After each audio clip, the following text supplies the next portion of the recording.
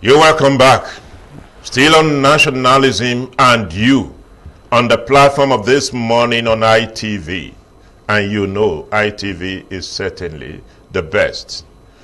This morning again, we are taking a look at the contentious issue of direct primaries as a means of electing those who will be our leaders. Direct primaries for the political parties. It has been a contentious issue, some for, some against. The governors against the National Assembly. So today, this morning, we are taking another perspective look at it. And with me to discuss this morning is Falia Sharon Sham. Mr. Falia Sharon Sham is a political analyst, a political activist, and an administrator.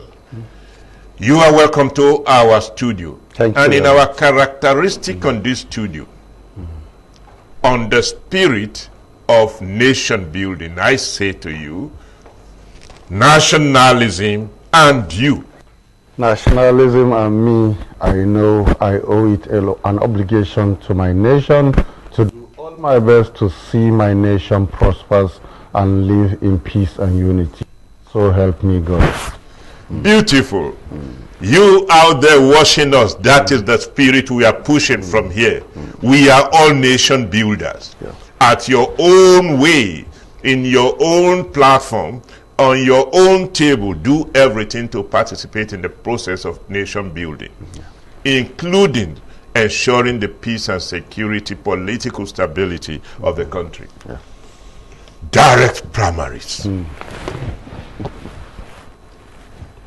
How would you define it first? Well, direct primaries to me, I will define it as the consolidation of power to the real members of the party, that is the grassroots members of the party.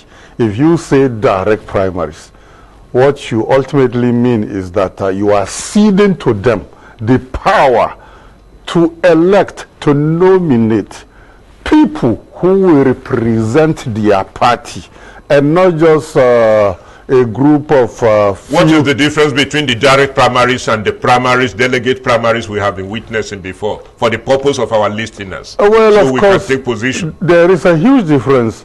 In the direct primaries, every registered member of a political party has a say.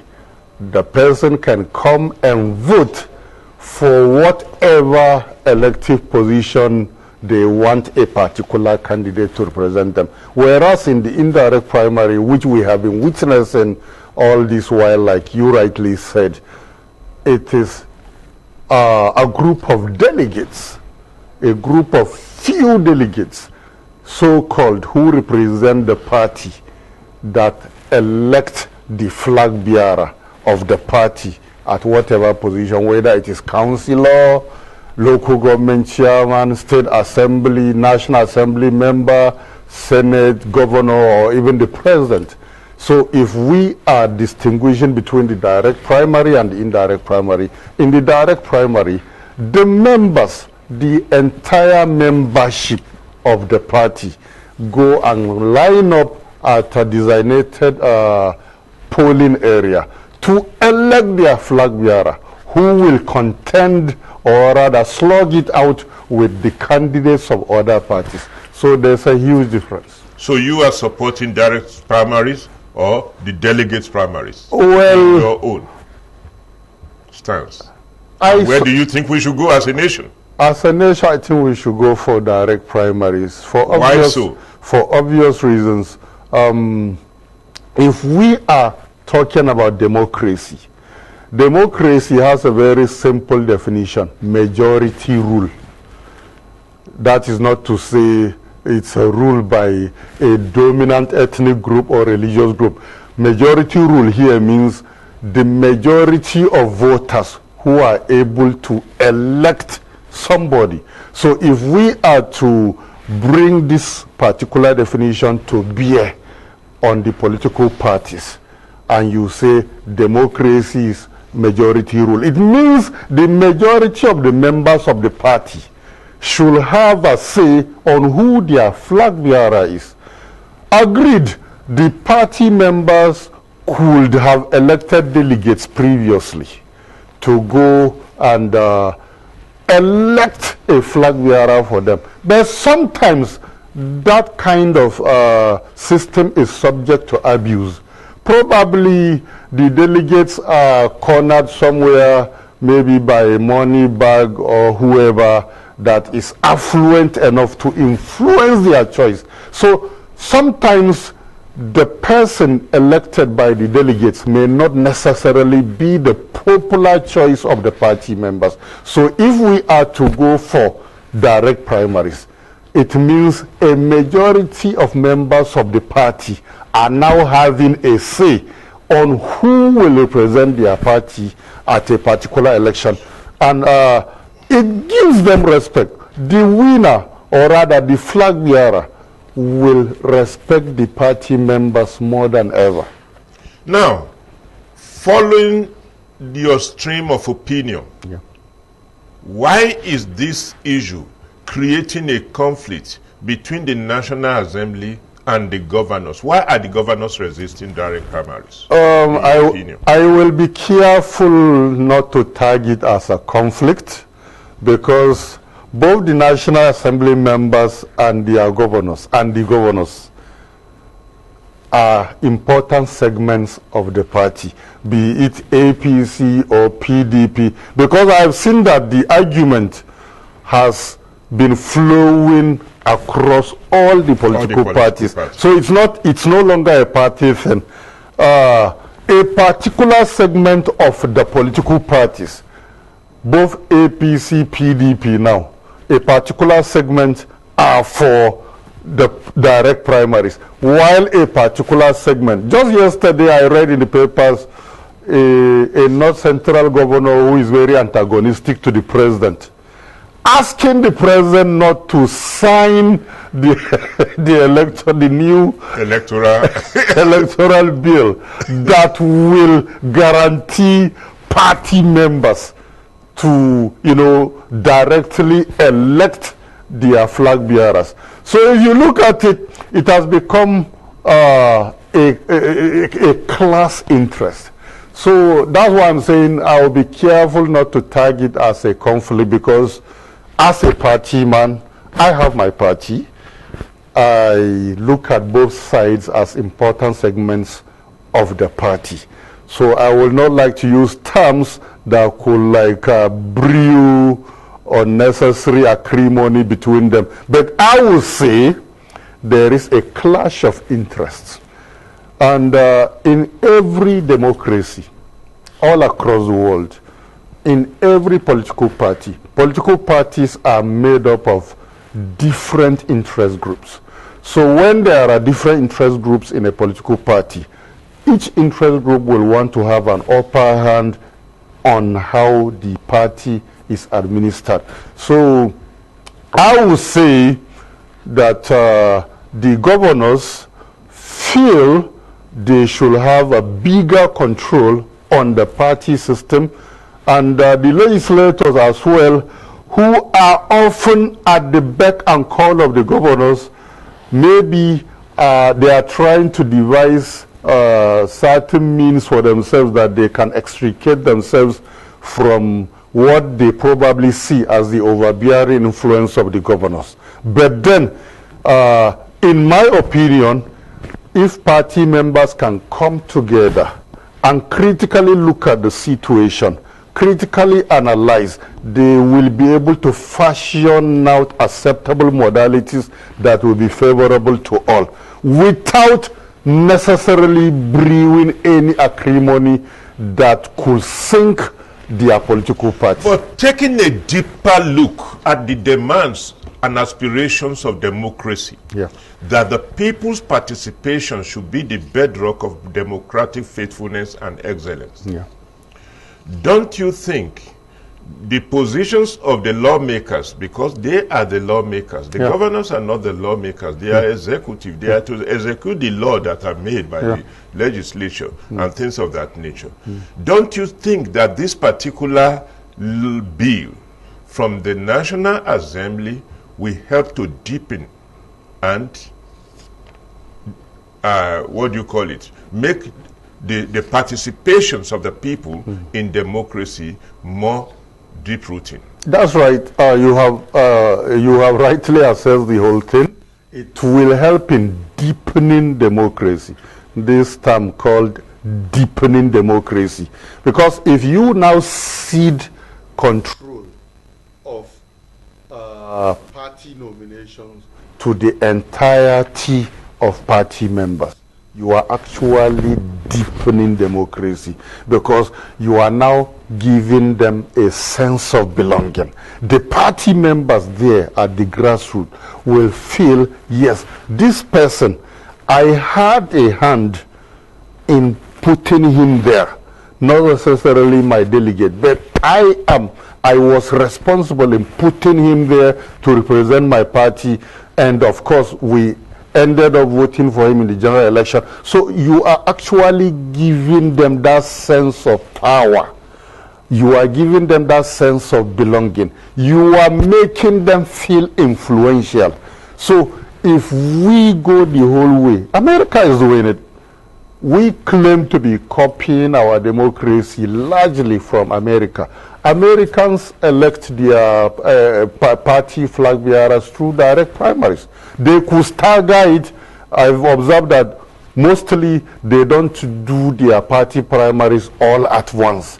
They could stagger it. But staggering it is by allowing every party member, registered party member, to vote, not by any delegate form. So, like you rightly said, the direct primary thing plays a very fundamental role in deepening democracy. With the hawkish approach at which some of the governors are approaching this, and taking into the consideration their overbearing influence on parties, on party politics, and things of that nature, we are waiting for Mr. President to return from abroad.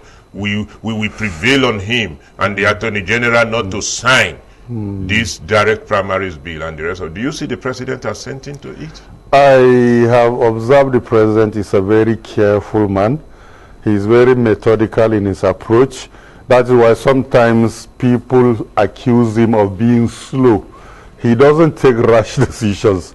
The bill was passed, I think, a day when he was traveling out or so.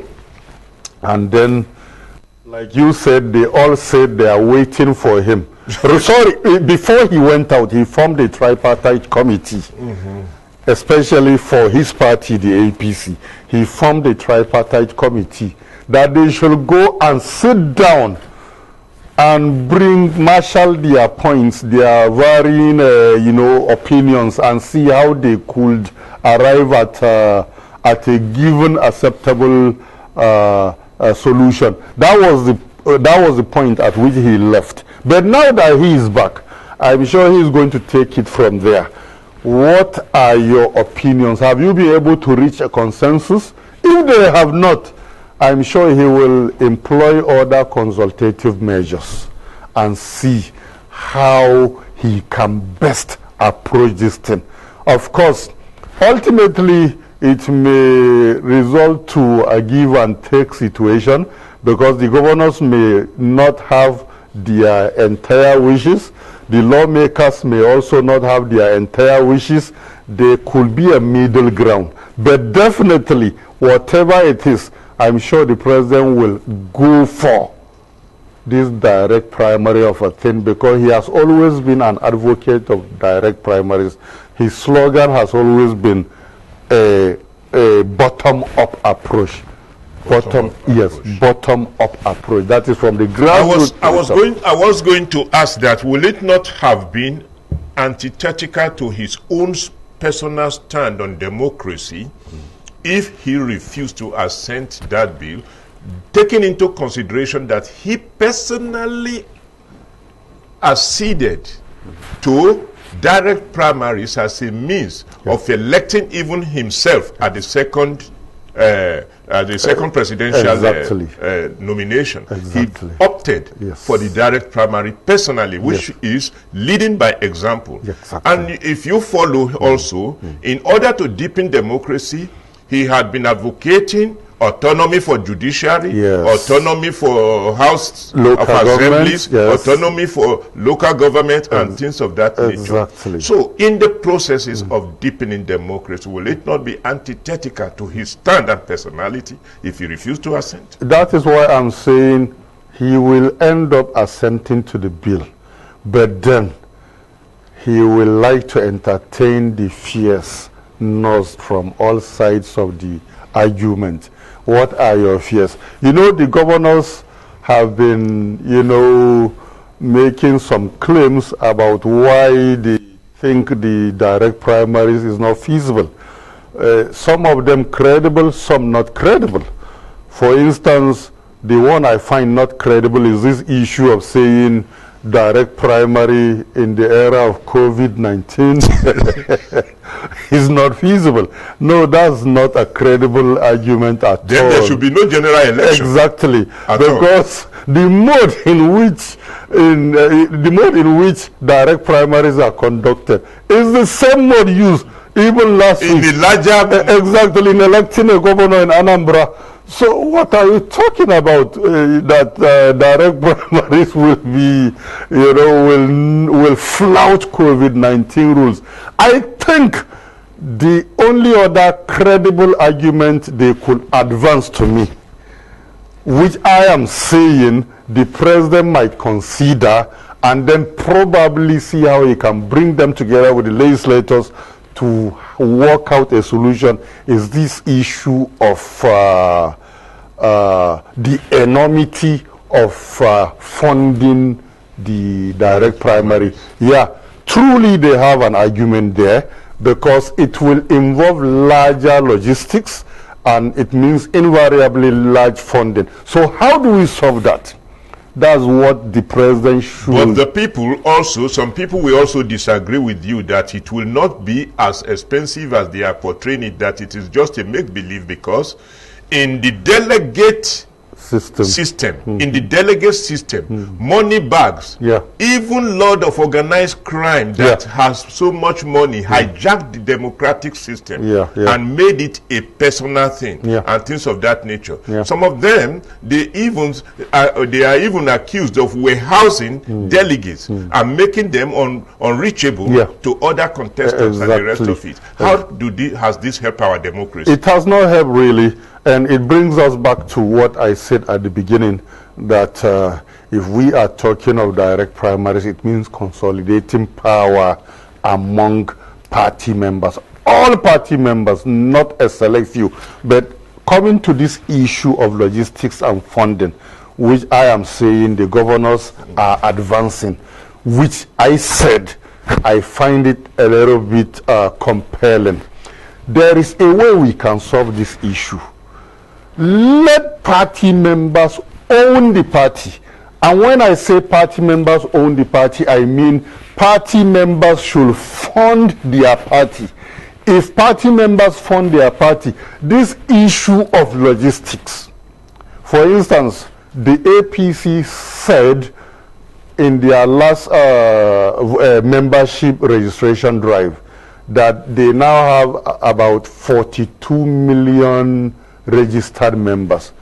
So if a party has 42 million registered members and each member of that party is made to pay a monthly subscription of 100 naira per month, just 100 naira per month, it means every month the party will have about 4.2 billion. And if a party can have that much and give and take, we live in a society where even in tribal associations or religious associations or community groups or whatever, not every member is diligent in paying their monthly dues. So give and take. Let us even assume 70% of the party members pay that monthly subscription fee. You will see that the party could have up to like 3 billion naira per month from members. So if the party can generate this much from the party members will feel entitled to demand accountability in the party. Two, the party will not be running cap in hand to the governors or the legislators for funding. They have money to run this kind of thing. So this issue of logistics and whatever, because what the governors, if you look at the argument of the governors, the argument is stemming from the fact that they mostly fund the party activities in their states. For instance, in a state where the governing party, where the governor, for instance, is from another party, the party there probably has a senior rich man, so to say, who will be bankrolling the party. So invariably, that party is in the pocket of that man. So the governors, if you look at the argument, if they are putting forward this issue of logistics and funding, that direct primary will be financially cumbersome. They are looking at it from the point of view of the fact that they are the ones mostly funding the party from the states. So if the people can own the party, fund it, you are invariably breaking the party from their hold. The big manity funding party, yeah, whether be it governor or one wealthy man and the rest of it, single-handedly funding the party, is it not a creation? Is it not a deliberate creation of political class to circumvent democracy? Exactly, it is. Because if you look at way back, look at history way back, I think the MPN, UPN, NPP days, those days, party members were paying monthly subscription fee to the party. Exactly. And then if you look at it that time, the party was strong. The party chairman, national chairman, I remember a story way back then, Adisa Akinloye, the national chairman of the MPN, was summoning President Shagari, summoning. And you have to obey him. And you have to obey. The party chairman was summoning the president. The president will dare come. not disobey Awolowo. You dare not disobey Awolowo. Who was even in opposition. Exactly. His party was not in power. Exactly. Because whether you are governors or anything. Exactly. Because the people were in control of the party. They were funding it. You remember Nepu too? Nepu. That's Aminu Kano. Yes. His magnanimous image. Exactly. He is not noted for flamboyancy or money. Not at He is all. only noted for. He was only noted for leadership. Yes. And yet the party respected him Definitely. so ardently. Exactly. And the party was robust. Yes. Based on contribution. Yes. How did we deviate from that? Well, we deviated when corruption sneaked into almost every aspect of our life. Corruption, the giant killer of nations, of destinies. I think your first segment discussion, I think you people touched a little bit on this issue of corruption. Corruption crept into our democratic system, and then there was a complete deviation. Okay. The money bags took over. You know, this phrase money bags was made popular, I think, in the mid-90s, when this phrase money bags, during the Babangida years of experimental democracy, this issue of money bags, that was when they started creeping in, taking over political structures. And then, of course, when they took over political structures, they made the party members believe that we are putting you to rest. You don't have to suffer. We are going to fund this party on your behalf, without knowing that they were taking away power from them. So, if we are to tackle this issue of money bags effectively, the party system should be owned and funded by the people. I think that is where the legislators need to really come in and work on it. I'm giving them a tip, and that was the bedrock of my argument earlier, that I think the president may want to sit with all the sides and see how we can come up with a solution.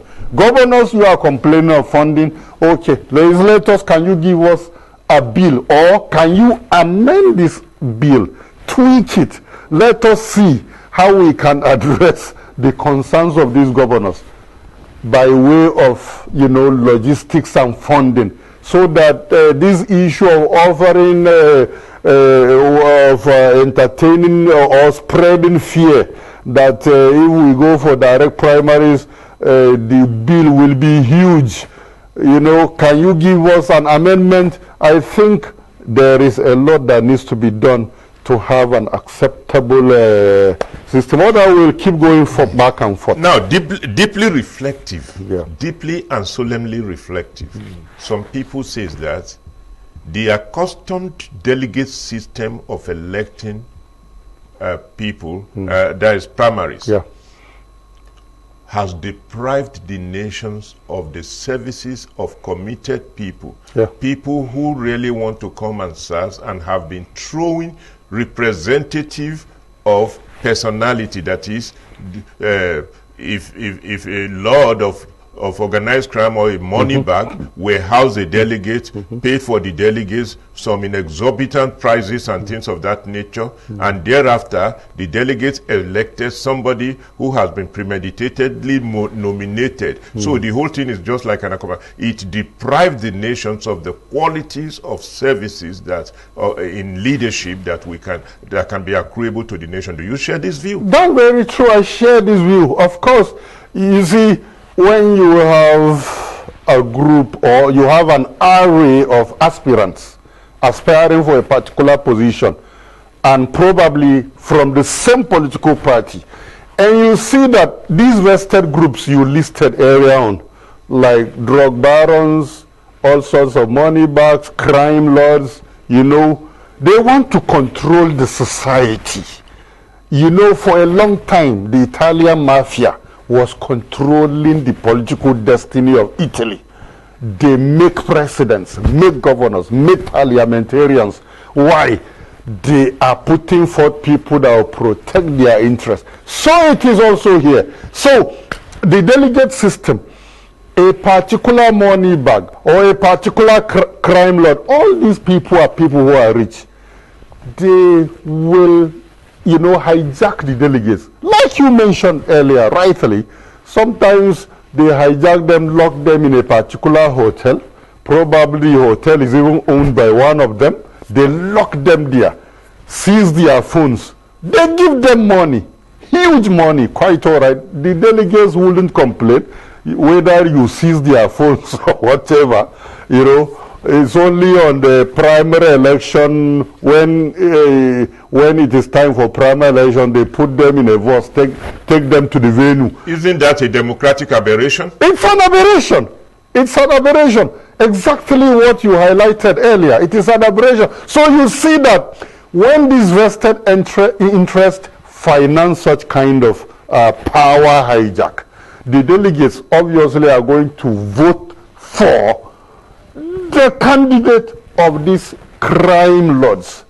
And then, of course, when he goes there, he is going there with the mandate of protecting the interest of his bosses. So this is actually an aberration, like you rightly said.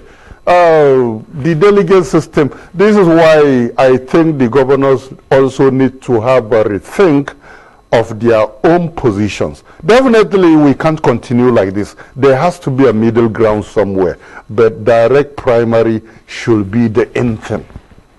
It will help cure a lot of problems in the party. Some people have also alluded to the fact that direct election was not only used for primaries during the Babangida, Abiola, and the rest of its era, that it was used for the general election then, direct elections, that with the election of that era are just to be freest and fairest, and the rest of it. How would you juxtapose that with the demand that the National Assembly are pushing through their bill.